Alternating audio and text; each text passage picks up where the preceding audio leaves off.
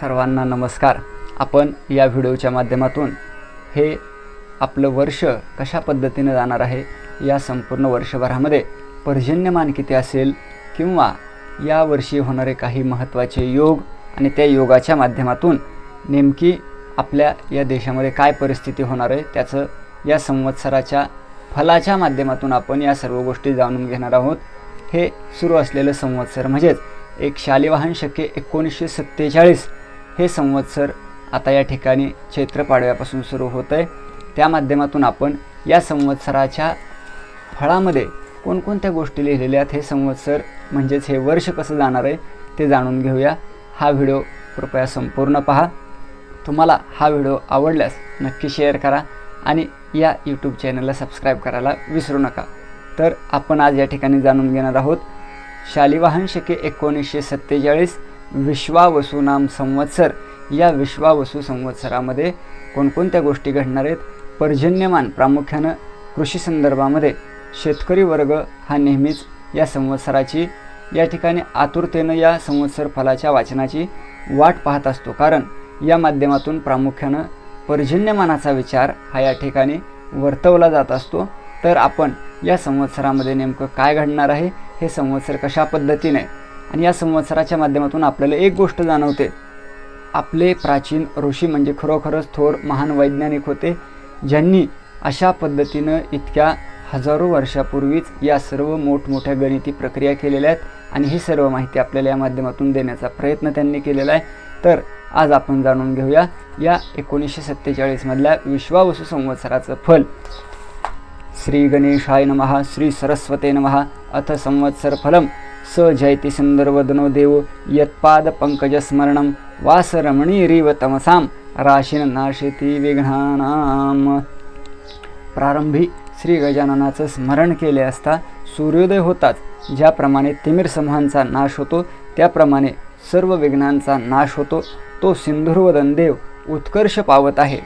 सर्व कार्याची सिद्धी होण्याकरता श्री गणपती, ब्रह्मा, विष्णू आणि महेश्वर यांना नमस्कार करून संवत्सर फल या ठिकाणी सांगतो। नूतन संवत्सर सुरू होतं त्या दिवशी घरोघर ध्वज व तोरणे उभारावीत। मंगल स्नान करून ब्राह्मणासह देवांची व गुरुची पूजा करावी। स्त्रिया व मुले यांना वस्त्रालंकारांनी भूषित करून उत्साह करावा। ज्योतिषाचा सत्कार करावा, त्याचप्रमाणे त्याकडून वर्षफल श्रवण करावे, म्हणजे हे वर्ष आपल्यासाठी लाभप्रद ठरतं।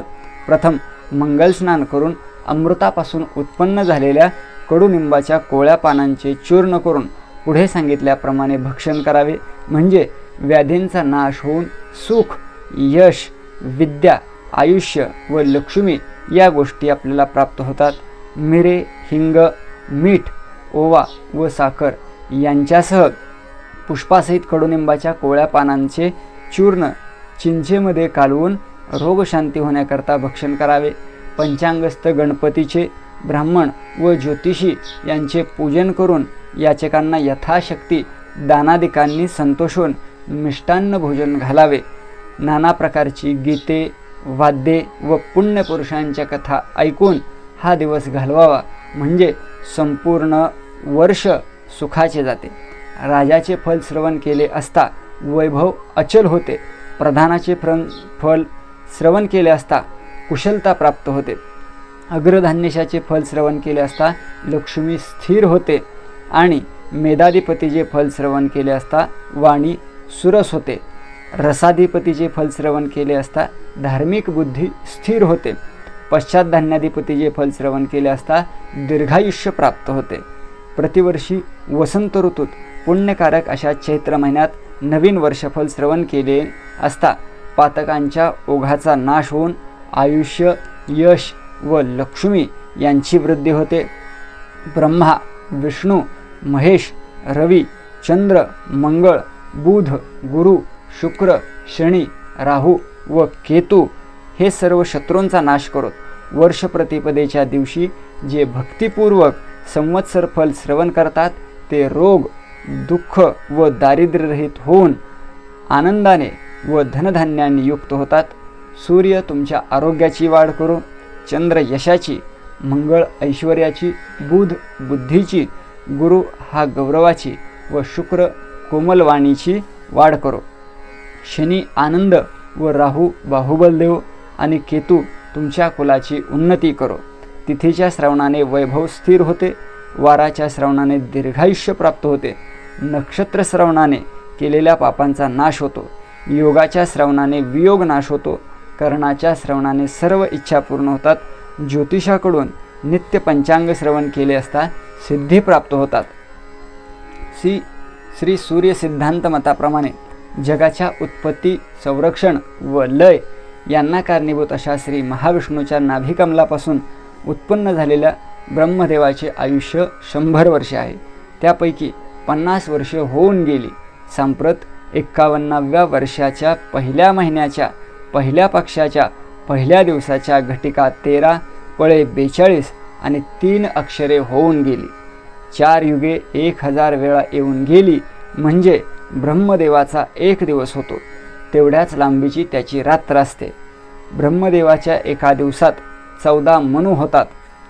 त्यांची नावे स्वायंभू, स्वारोचिष, उत्तम, तामस, रैवत, चाक्षुष, वैवस्वत, सावर्णी, दक्ष सावर्णी, ब्रह्म सावर्णी, धर्म सावर्णी, रुद्र सावर्णी, देव सावर्णी, इंद्र सावर्णी. त्या प्रत्येक मनूत 71 महायुगे होतात. एका महायुगाची वर्ष 43,20,000 आहेत. याप्रमाणे चाक्षुषपर्यंत होऊन गेले. चालू असलेले वैवस्वत मन्वंतर 7वे आहे. वैवस्वत मन्वंतरातील 27 महायुगे जाऊन 28वे महायुग चालू आहे. कृतयुगाची वर्षे 17,28,000, त्रेतायुगाची वर्ष 12,96,000, द्वापारयुगाची वर्षे 8,64,000. सांप्रत चालू असलेल्या कलियुगाची वर्षे 4,32,000. कलियुगामध्ये 6 शककर्ते आहेत. प्रथम इंद्रप्रस्थात युधिष्ठिर धर्मराज झाला, त्याचा शक 3044 वर्षे. दुसरा उज्जैनीत विक्रम झाला, त्याचा शक 135 वर्षे.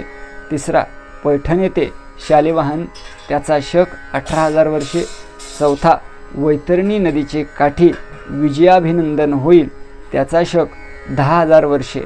पाचवा गौड देशात धारातीर्थी नागार्जुन होईल, त्याचा शक 4,00,000 वर्षे. सहावा कोल्हापूर प्रांतात कल्की होईल, त्याचा शक 821 वर्षे. कलियुगाच्या एकंदर वर्षातून 5,126 वर्षे मागे पडली व 4,26,874 वर्ष शिल्लक आहेत. या विश्वावसुनाम संवत्सरात पाऊस थोडा पडेल, पिकांची आणेवारी कमी राहील, रोगराई वाढेल, धनसंपत्ती कमी होईल. राजादी फलांची व्यवस्था याप्रमाणे आहे. राजाचे फल सौराष्ट्र, काठेवाड, पंजाब, उत्तर प्रदेशाचा ईशान्य भाग, वऱ्हाड, विदर्भ, दिल्लीच्या पूर्वेकडील प्रदेश आणि पाटणा इत्यादी ठिकाणी. प्रधानाचे फल बंगाल प्रांतामध्ये, मेधाधिपतीचे फल बिहार व जबलपूरचे बाजूस, तसेच गंगेच्या दक्षिणेस व गंगा आणि शोण यांच्या संगमाच्या पूर्वेस. धान्यस्वामीचे फल गुजरातमध्ये, आर्द्रा प्रवेशाचे फल विंध्य पर्वताच्या दक्षिण भागी, रसाधिपतीचे फल कोकण, मध्य प्रदेश आणि राजस्थान यामधील भूभाग, अर्घेशाचे फल आंध्र प्रदेशात, सेनेशाचे फल पंजाब व काश्मीरमध्ये, निरशेषाचे फल दिल्ली व पंजाबचा उत्तरेकडील प्रदेश, फलाधिपतीचे फल गुजरात व सौराष्ट्रामध्ये.